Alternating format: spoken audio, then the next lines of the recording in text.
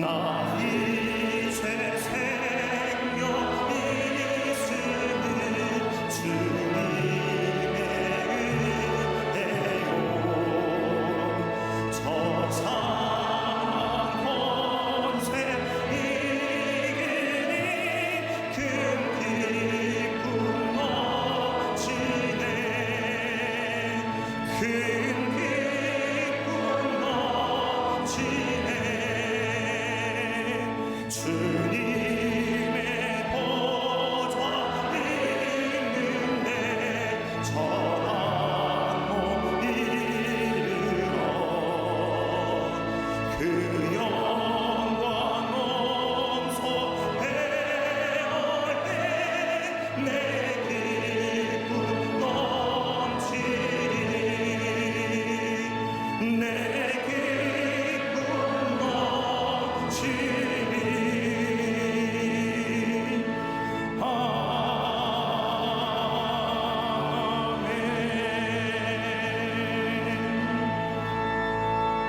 교동문 57번 시편 130편을 교독하겠습니다.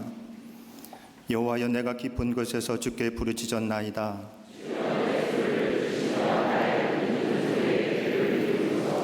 여호와여 주께서 죄악을 지켜보실진대 그러나 사유하심이 주께 있음은 나 곧 내 영혼은 여호와를 기다리며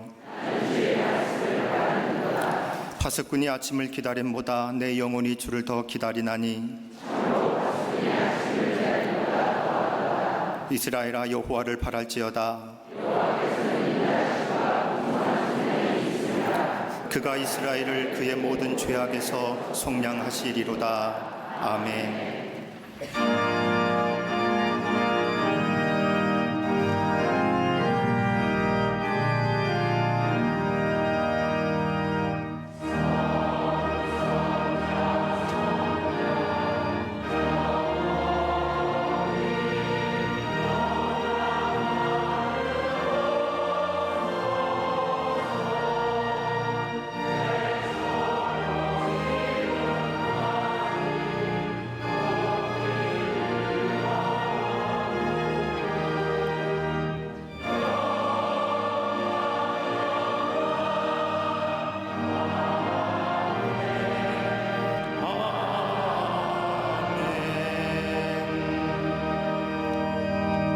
전능하사 천지를 만드신 하나님 아버지를 내가 믿사오며 그 외아들 우리 주 예수 그리스도를 믿사오니 이는 성령으로 잉태하사 동정녀 마리아에게 나시고 본디오 빌라도에게 고난을 받으사 십자가에 못 박혀 죽으시고 장사한 지 사흘 만에 죽은 자 가운데서 다시 살아나시며 하늘에 오르사 전능하신 하나님 우편에 앉아 계시다가 저리로서 산자와 죽은 자를 심판하러 오시리라. 성령을 믿사오며 거룩한 공회와 성도가 서로 교통하는 것과 죄를 사하여 주시는 것과 몸이 다시 사는 것과 영원히 사는 것을 믿사옵나이다. 아멘.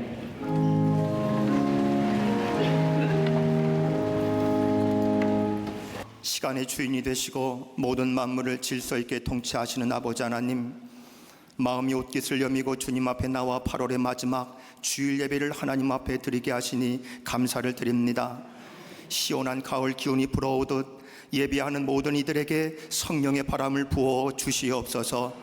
오늘 예배를 통해 성령의 음성을 듣게 하시고 주께서 가르쳐 주신 말씀에 귀 기울여 순종하는 겸손함의 성품을 허락하여 주시옵소서. 옛사람에 사로잡혀 세상의 가치에 붙들려 있는 허망한 욕심들을 보혈의 은혜로 씻어 주옵시고 거룩하고 정결한 삶을 결단하며 나아가게 하여 주시옵소서. 허망한 것들 쫓던 마음의 껍질이 벗겨지고 하늘 영광을 바라볼 수 있는 예배가 되게 하여 주시옵소서. 이 나라의 흥망성쇠를 주관하시는 아버지 하나님, 이 민족의 역사 속에서 고난과 어둠의 고비마다 지키시고 보호하여 주심을 감사합니다. 36년간 일제히 침략으로 자유와 인권을 유린당하면서 고통의 삶을 살았던 이 민족의 아픔과 전쟁의 소용돌이 속에서 자유민주주의를 지키기 위해 노력했던 위대한 선조들의 용기와 희생, 순교가 있었음을 결코 잊지 않는 이 백성이 되게 하여 주시옵소서. 온 결혜가 다시는 종의 멍에를 매지 않도록 단결하게 하시고 모든 분열의 영들은 다 물러가게 하여 주시옵소서. 의인 10사람을 찾으셨던 아버지 하나님, 이 땅의 모든 혼란스러움 가운데서 이 저녁에는 울음이 가득 찰지라도 아침에는 기쁨이 오리라는 희망의 말씀을 붙잡고 전국 방방곡곡에서 눈물로 간구하는 성도들의 기도에 응답하사 하나님의 손은 기적의 손이요 권능의 손이요 응답의 손임을 다시 한번 경험하는 이 민족이 되게 하여 주시옵소서. 대통령을 비롯한 모든 위정자들 혼란스러운 외교적 상황에 현명하게 판단하는 지혜를 주옵시고 복잡한 국제사회에서 민족의 영광을 드러내는 위대한 경륜과 백성들의 요구와 생각이 무엇인지를 바로 아는 명철을 허락하여 주시옵소서. 갈라진 산울이 막혀진 휴전선의 높은 장벽을 주님의 권능으로 무너뜨려 주시고 북한 땅 전역이 복음의 빛으로 밝아지게 하여 주시옵소서. 적과 야욕을 버리지 못하고 전쟁의 연습과 미사일 쏘아대며 기회를 노리고 있는 북한의 악한 무리들 멈춰지게 하시고 모든 전쟁의 무의미한 소문들 주님이 불담이 되어 막아 주시옵소서. 이 시간 구만의 광림의 재단을 이끄시는 우리 담임 목사님 영적 리더십과 지혜를 도하여 주옵시고 성령께서 주시는 강한 담대함과 비전으로 기도하시며 준비하시는 선교의 모든 비전들이 다 이루어지도록 역사하여 주시옵소서. 이 시간 말씀 선포하실 때 선명한 복음의 능력이 모든 성도들의 삶에서 실천되게 하시고 선포되어지는 말씀을 들을 때에 거룩한 새 차원의 은혜를 부어주사 모든 성도들의 영적으로 도약하고 비상하는 시간 되게 하여 주시옵소서. 영어로 찬양하는 갈릴리 성거대와 오케스트라 후에 놀라운 은혜를 베풀어 주옵시고 사울에게 들린 낙신을 떠나게 했던 수금 타는 다윗의 찬송이 되게 하여 주시옵소서.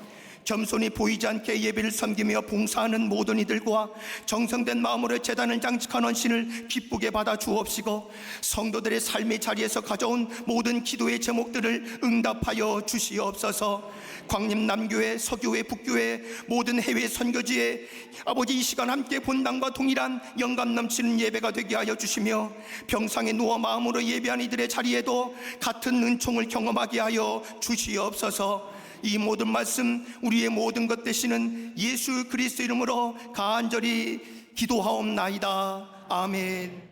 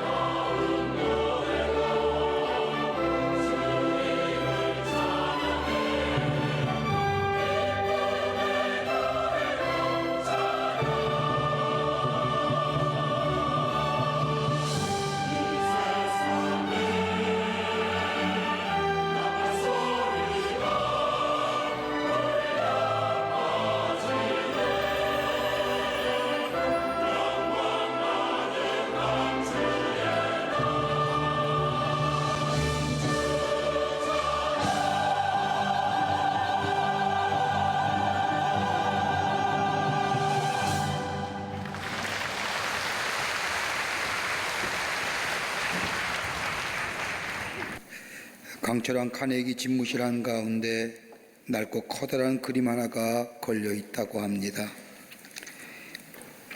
이 그림은 카네기가 인생의 갈등 그리고 좌절, 포기가 많았던 젊은 시절 어느 한 곳을 방문했을 때 발견한 그림을 나중에 구입하여 자신의 사무실 벽에 걸었던 그림입니다. 유명한 화가의 그림도 아니고 가치가 뛰어난 그림도 아닌 평범한 그림입니다. 이 그림의 내용은 한 바닷가의 모래사장에 그냥 뒹굴러져 있는 배 한 척, 그리고 배를 짓는 노가 여기저기 흩어져 있는 그림, 볼 때에 쓸쓸하고도 외롭기도 할 뿐 아니라 무엇인가 패배감과 절망감이 배어있는 그림이었다고 합니다. 카네기는 이 그림 앞에 머무는 시간이 많았습니다. 근데 이 정작 이 그림 밑에는 이러한 제목이 붙여 있었다고 합니다. 반드시 민물때가 돌아온다. 지금은 내 인생의 썰물이지만 민물이 들어오는 그 어느 날 그 배는 바다 위를 떠 노를 저어 내가 가고 싶은 곳에 자유롭게 갈 수 있는 날이 반드시 온다는 믿음과 희망을 가지고 자신의 삶의 절망과 좌절이 올 때마다 카네기는 그 그림 앞에 서 있었다고 합니다. 우리의 삶을 살아가다 보면 때로는 견디기 힘든 어려운 일들을 만납니다. 그럴 때마다 낭망하고 낙심하고 절망하지만 이러한 절망과 낙심을 견딜 수 있게 하는 것이 있다고 하면 다름 아닌 사람들이나 가까운 사람들의 위로가 있으면 견딜 수가 있음을 봅니다. 우리는 인생 가만히 보면 언제나 좋은 일만 있는 것은 아닌 것 같습니다.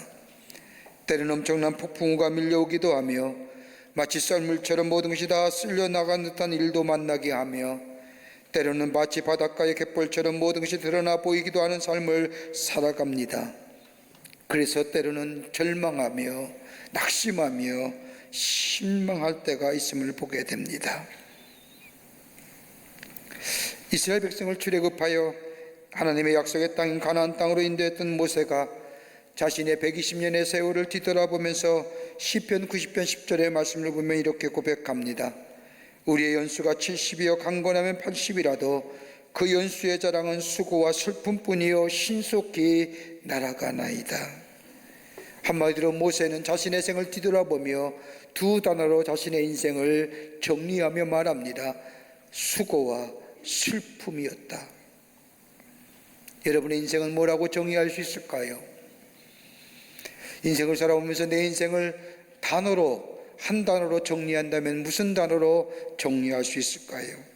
그러나 모세는 하나님의 뜻을 이루면서 결코 헛되지 않은 인생을 살 수 있었던 것은 비록 내 인생이 수고와 슬픔이라고 하는 두 단어로 정리되어 수 있는 내 인생이었지만 그럼에도 불구하고 내 인생이 헛된 인생이 아니었던 것은 그 속에 하나님의 지혜가 있었기에 내 인생은 결코 헛된 인생이 아니었다고 고백하는 것을 들을 수 있습니다. 여러분, 성경의 말씀을 보면 하나님께서 사람을 이루하며 일으켜 세울 뿐만 아니라 새로운 미래를 열어가시는 몇 가지의 귀한 방법들이 있습니다.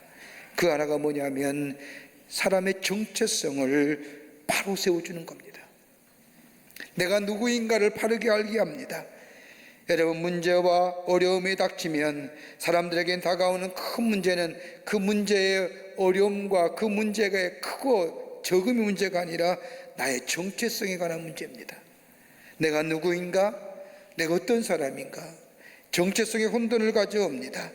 그러나 하나님께서 사람들을 위로하실 뿐만 아니라 새로운 미래를 열어가시는 방법을 보면 다름이 아니라 그로 하여금 바른 정체성을 갖게 합니다. 너는 하나님의 사람이야. 너는 내가 붙잡힌 사람이야. 하나님의 사람이라고 말씀할 뿐만 아니라 분명한 정체성을 가지고 위로하시고 그리고 새로운 미래를 열어가시는 것을 보게 됩니다. 또 하나 있다고 한다면 삶의 의미를 부여해 줍니다. 삶의 의미를 부여해 줌으로써 위로하시며 일으켜 세우십니다.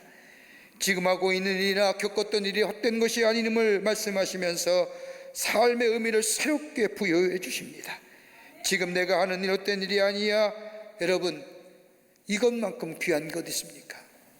어떤 사람은 무슨 일 할 때마다 너 지금 헛된 짓 하는 거야. 여러분, 이것만큼 맥 빠지는 말이 어디 있습니까? 그런데 우리 주님은 한 번도 그런 얘기 아니었습니다. 네가 하는 일은 결코 헛된 일이 아니야 라고 위로하시며, 때로는 실패를 당하거나 고난을 당하거나 지난날의 시간이 의미가 없다고 생각할 때 그거 결코 무의미한 일이 아니라고 말씀하시며 삶의 의미를 새롭게 부여해 주시며 위로하시고 일으켜 세우시는 것을 보게 됩니다. 또 하나 있습니다. 사명을 부어주십니다. 사명을 일깨워 주십니다.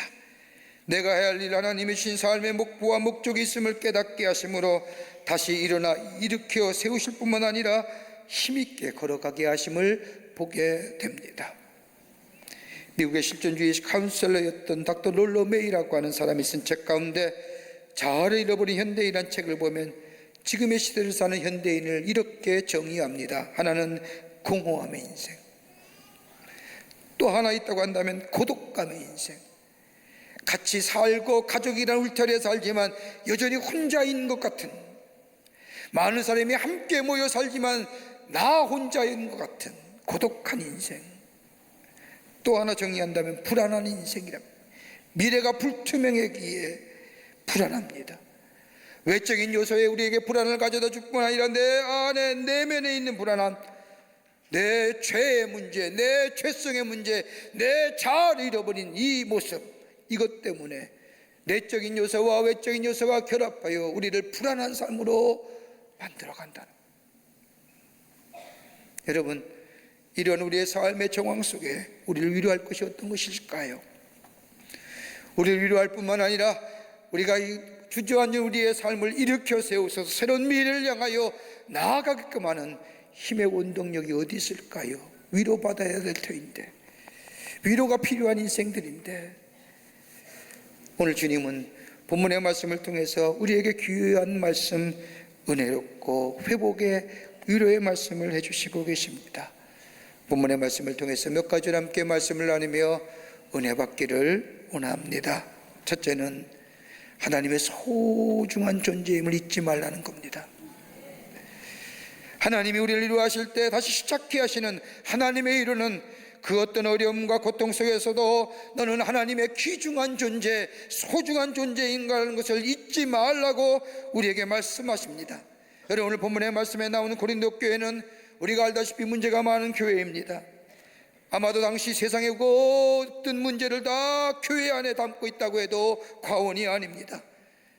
하나 되어야 되고 성령과 말씀과 기도와 구원과 예수 그리스도도 하나임에도 불구하고 이 고린도 교회는 끊임없는 분쟁과 다툼이 있었습니다.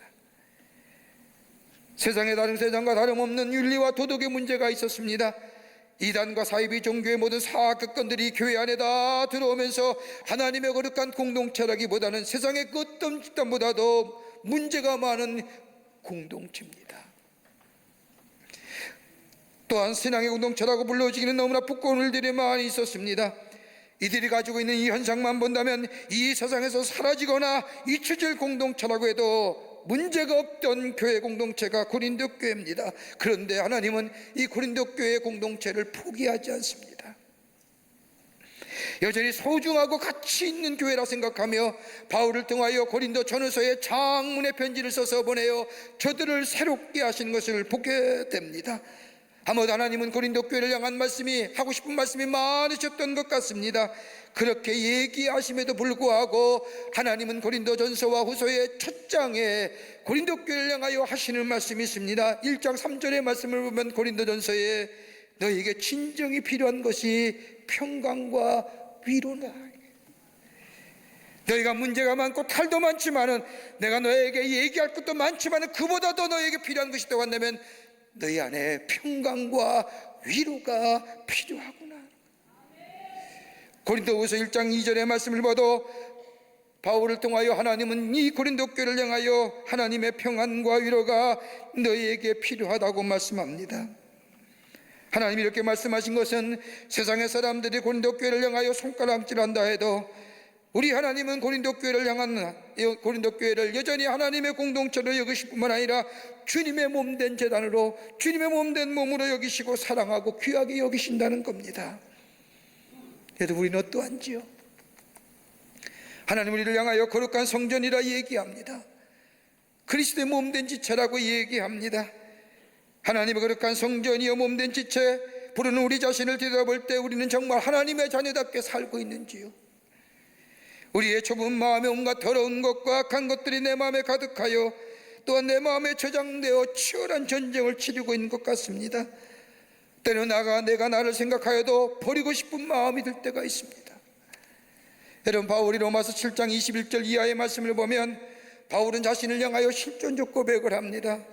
나 자신은 선을 행하기를 원하나 나에게 악하기에 악이 함께 있다고 고백하면서 마음으로는 하나님의 말씀을 즐거워하지만 내 지체는 죄와 법이 나를 이끌어간다고 고백합니다.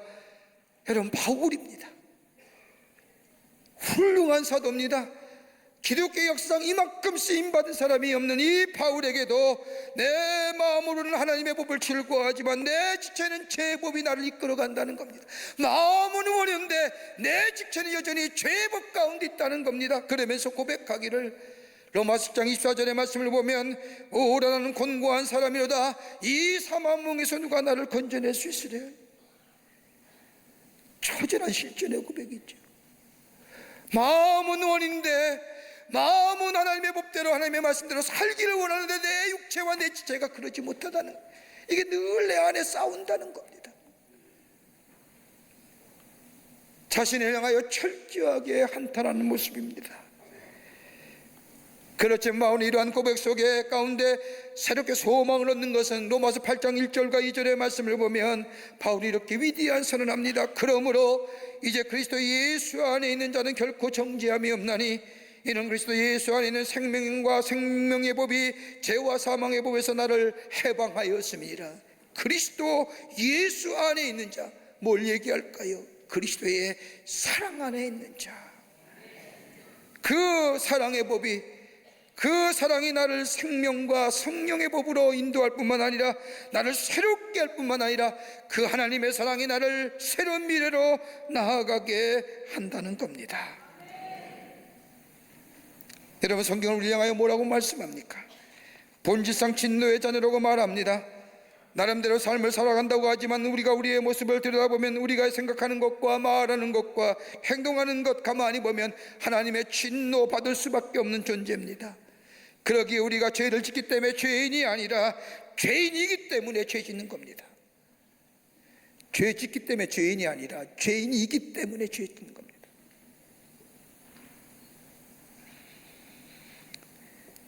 그러기에 우리는 이 죄와 함으로 인하여 죽었다고 말합니다. 그런데 우리를 대신하여, 죄로 인하여 죽어야 되는 우리를 대신하여 하나님이 당신의 아들 이 땅에 보내주셔서 십자가에 달려 돌아가게 하시고 십자가의 사랑을 통하여 우리를 구원하신 그 하나님의 사랑, 여기 우리가 위로가 되지 않습니까? 시편 46편 1절의 말씀을 보면 다윗이 고백하기를 하나님 우리의 피난처 힘이시여 환난 중에 만난 큰 도움이시라고 고백합니다. 우리 이 말씀을 읽을 때마다 내가 어렵고 삶의 정황이 힘들 때 하나님이 나의 피난처가 되시고 힘이 되시고 도움이 된다는 말씀이라고 생각하지만 이 다윗의 고백은 이게 아닙니다. 나의 삶이 환난과 삶의 어려움 가운데 있을 때에도 내가 나의 삶이 죄 가운데 넘어가지 않도록 그 얘기하는 거예요. 삶의 정황이 어렵고 삶의 힘들이 있을 때 내가 죄 가운데 넘어가지 않도록 하나님이 나를 지키시고 나에게 도움이 되시고 나의 피난처 되어주신다는 거예요. 그 얘기하는 겁니다. 환난과 어려움 가운데 있을 때 인간의 본질대로 살아가지 아니하고 하나님께서 나의 도움이 되시고 하나님이 나의 피난처가 되시고 더 나아가 나의 힘이 되어주시는 그 하나님의 사랑이 내게 있음에 감사하다는 고백입니다. 내가 얼마나 소중한 존재인지. 하나님이 내가 하나님과 원수 되었을 때도, 내가 연약하여 넘어질 때도 우리 하나님은 포기하지 않으시고 내 눈길 내 관심을 하나님께 두지 않았을 때에도 하나님의 큰 은혜를 받았음에도 내 뜻과 내 마음대로 살 때에도 우리를 향한 당신의 사랑을 포기하지 않으셨습니다. 포기하지 아니하신 거로 당신의 아들을 이 땅에 보내주셔서 우리의 죄를 위하여 십자가에 달려 돌아가게 하심으로 우리를 얼마나 사랑하시는지 보내주셨던, 마치 구원의 여망을 다 잊어버리고 절망과 좌절의 삶으로 다시 고향으로 낙행한 그 베드로에게 찾아오셔서 그의 사랑을 다시 회복시켜 주시고, 너는 소중한 존재야, 너는 나에게 귀한 존재라고 말씀하시며 그를 위로하시고 새롭게 하시는 것처럼 오늘 우리 주님이 나에게 찾아오셔서 우리의 삶의 정황이 어렵고 삶의 환경이 힘들고 여러 가지 내외적으로 참으로 힘들고 어렵다 할지라도 하나님 우리에게 찾아오셔서 너는 내게 가장 소중한 존재이고 내가 너를 사랑하노라. 여러분, 이 말씀이 우리 안에 들려지게 될 때에, 이것이 내게 믿게 될 때에 우리는 새로운 위로와 새로운 힘을 얻는 하나님의 사람으로 살아가게 되는 줄 믿습니다. 한 가정의 아버지가 아들이 공부를 하도 안 하고 속을 썩여서 시험을 앞둔 아들을 불러놓고 아버지가 얘기합니다. 이번에 성적이 70점 이상이 안 되면 내 아들 아니다. 이 말 들은 아들은 심한 스트레스를 가지고 공부를 합니다. 잘 안 돼요. 그래서 막상 시험을 치고 난 뒤 보니 70점이 안 되는 겁니다. 시험 성적을 받아든 아들이 아버지에게 와서 시험지를 내밀며 얘기합니다. 아저씨,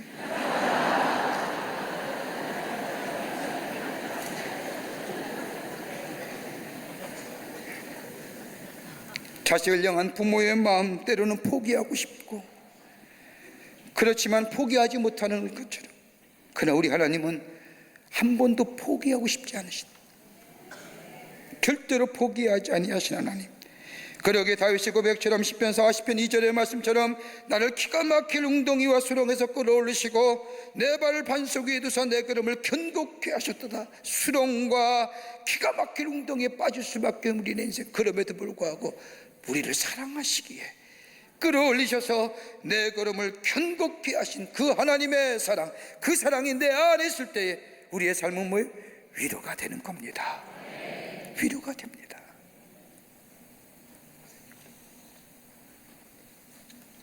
둘째로, 하나님 안에 있다는 것이 우리에게 위로가 됩니다.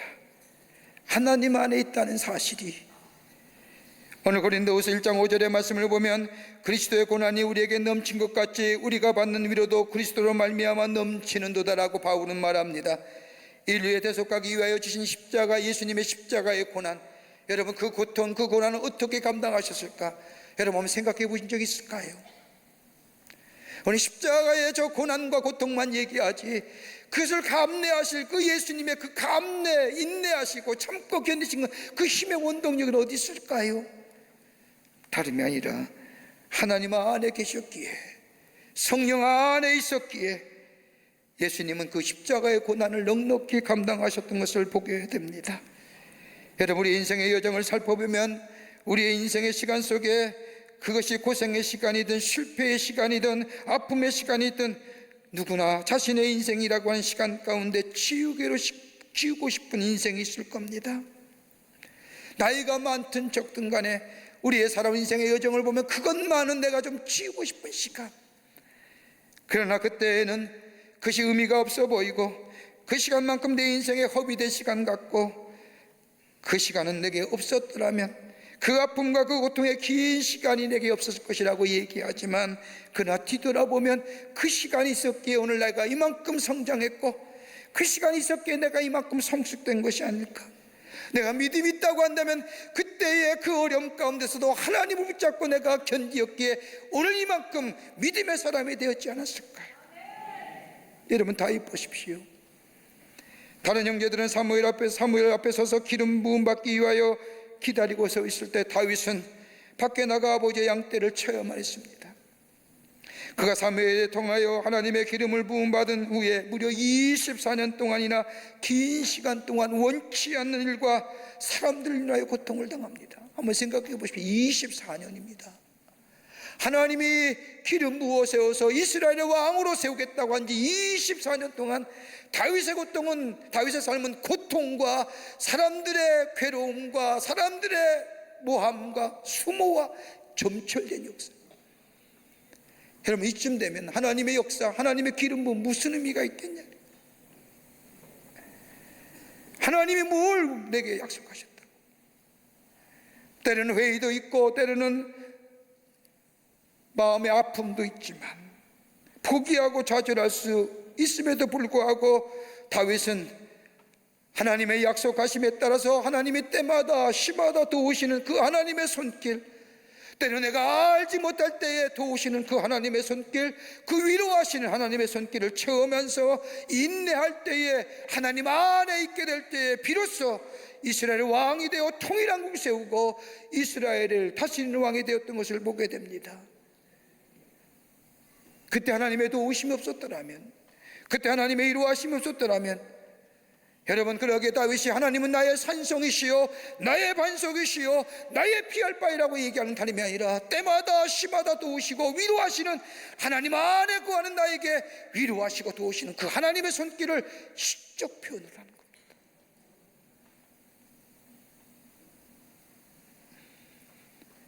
그러기에 오늘 바울은 고린도 교회에게 편지하기를 1장 9절 말씀에 우리는 다시 우리 자신이 사형 선고를 받은 줄을 알았으니 이는 우리로 자기를 의지하지 말고 오직 죽은 자를 다시 살리신 하나님만 의지하게 함이리라. 고난과 어려움과 문제를 당할 때, 그때는 시간이 지난 후에 뒤돌아보면 깨달은 것처럼, 비로소 하나님의 뜻과 하나님의 의미를 알았던 것처럼, 이 바울은 고린도 교회를 향하여 자신 의지하지 말고 하나님만 의지하고 하나님 안에 거하라고 얘기합니다. 그게 위로가 된다는 겁니다.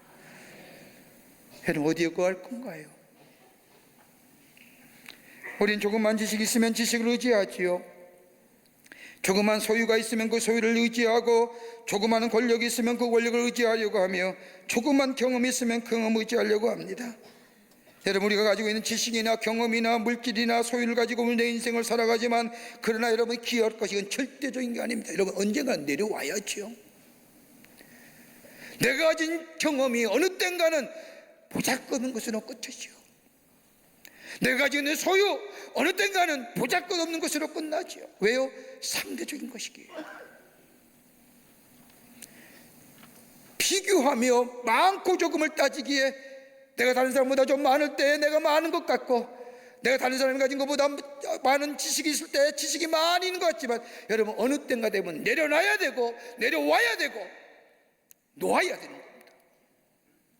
그게 우리가 위로가 될까요?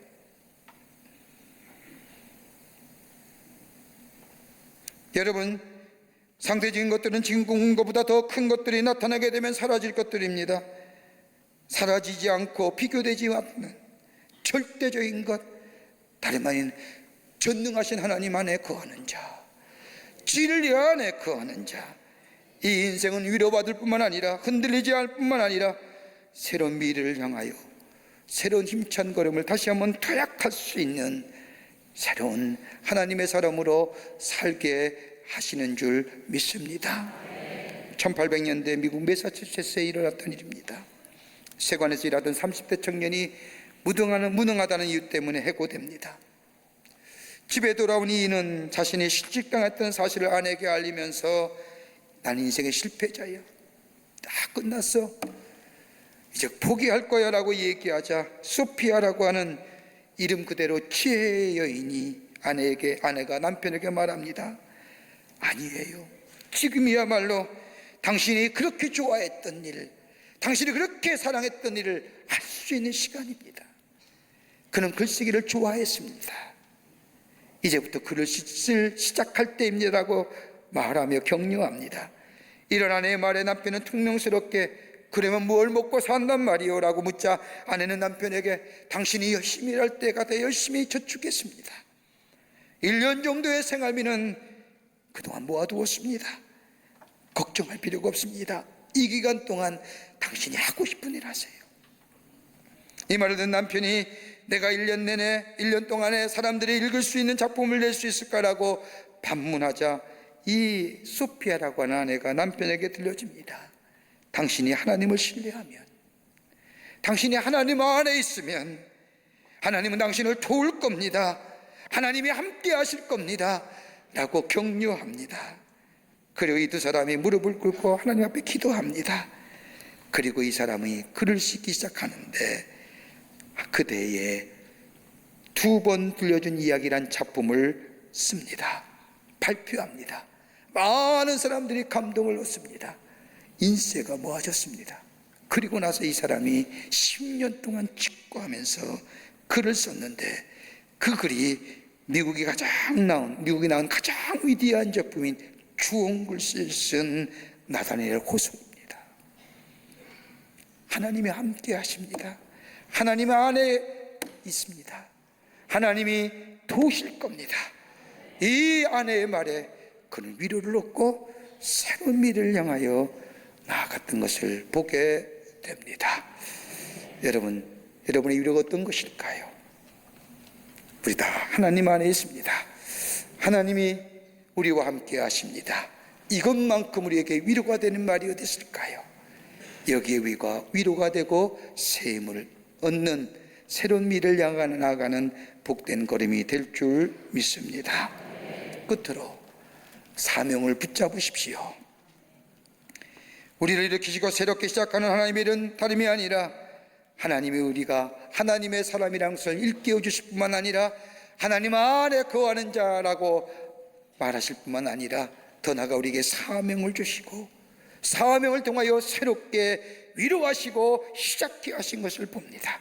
오늘 고린도후서 1장 6절과 7절의 말씀을 보면 우리가 환난을 당하는 것도 너희가 위로와 구원을 받게 하라는 것이요 우리가 위로를 받는 것도 너희가 위로를 받게 하라는 것이니 위로가 너희 속에 역사하여 우리가 받는 것 같은 고난을 너희도 견디게 하느니라. 너희를 위한 우리의 소망이 견고하면 너희가 고난에 참여하는 자가 된 것 같이 위로에도 그러할 줄을 알미니라. 사도 바울이 고린도 교회를 향하여 이렇게 말씀하면 자신이 고난과 시련을 당할 때 그 고난과 시련 가운데서도 희망이 없다고 생각할 때에 주님이 내게 오셔서 나에게 하신 말씀, 그 말씀 속에 내가 주님과 함께 연합할 때에 내가 위로받고 내가 새로운 고난과 시련을 이겨냈다는 얘기입니다. 주님의 말씀이 뭘까요? 다름이 아니라 하나님이 내게 새로운 사명 주신 겁니다. 고난과 시련을 이겨내겠던 하나님의 은혜와 사랑이 바울에 있었던 것처럼 여전히 고린도 교회를 향한 하나님의 은혜와 사랑이 있음을 생기시켜 주며 지금 비록 어려움과 문제 가운데일지라도 하나님의 은혜와 사랑이 너희 가운데 있으면 너희는 기뻐하는 교회, 하나님이 기뻐하시는 성도, 하나님의 사명을 맡아 온전하게 감당하는 하나님의 교회 공동체가 될 것이라며 저들을 뭐예요? 사명 안에 있는 삶으로 저들 말하며 위로해 주시는 겁니다. 여러분, 사명이 있으면 이겨냅니다.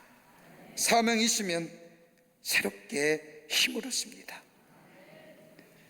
얼마 전에 우리 집사님과 함께 대화하는 중에 제가 참 은혜 받았습니다. 저 자신의 삶을 한번 뒤돌아보는 기회도 됐습니다. 이 집사님이 대화하는 가운데 목사님, 참 사는 것이 힘듭니다. 너무너무 힘듭니다. 돈도 벌어볼 만큼 벌었고 우리의 자식들도 나름대로 잘 됐습니다. 제가 회사를 운영하면서 이렇게 힘들게 회사를 운영할 필요가 있을까? 회의감이 얼마나 오는지요. 포기하고 싶습니다. 머리가 깨지는 것 같습니다. 생각만 하면 회사의 회자만 생각하면 머리가 지긋지긋하게 아픕니다. 그런데 작년부터인가요? 제게 새로운 이상하리만큼 의욕이 생겼습니다.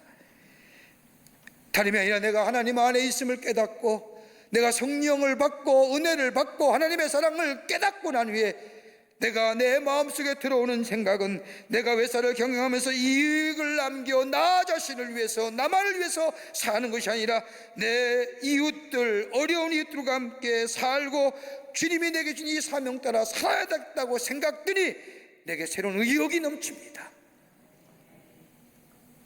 저는 그 얘기 듣기 전만 해도 웬만큼 이제 좀 정리하시고 편히 지내시지요 하려고 했습니다.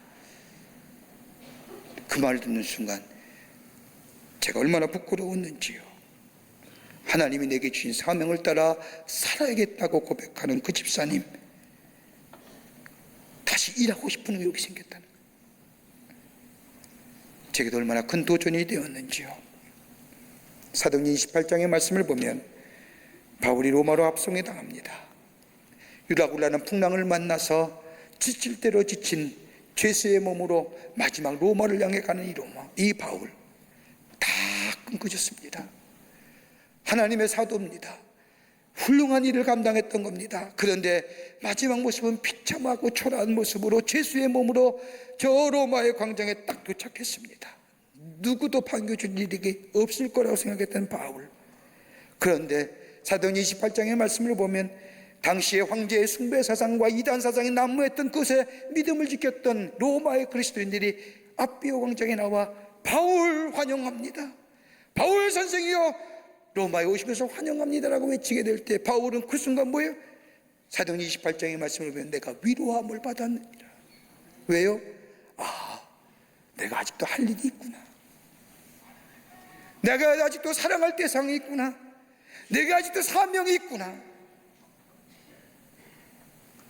그 사명을 붙잡게 될 때 바울은 위로함을 받고 담대한 마음을 가졌다고 성경은 말씀하고 우리에게 충고하십니다. 뭘로 위로받을까요? 가진 지식이요? 아닐 겁니다. 가진 지위와 소유요? 쉽게 사라질 겁니다. 그러나 나는 하나님의 소중한 존재예요. 내 삶이 하나님 안에 있음에 때마다 시마다 공급하시는 하나님의 은혜와 사랑이 내 안에 있음을, 그리고 나를 향한 하나님의 사명이 있음을 깨닫게 될 때 지금의 이 삶은 힘든 것이 아니라 내게 나중에는 큰 도전이요 깨달음이요 의미로 다가올 뿐만 아니라 지금은 내게 위로가 되어 새롭게 일어나 새로운 미래를 향하여 나아가는 복된 삶이 될 줄 믿습니다. 이런 믿음으로 승리하시는 여러분과 저와 되시기를 주의 이름으로 축원합니다.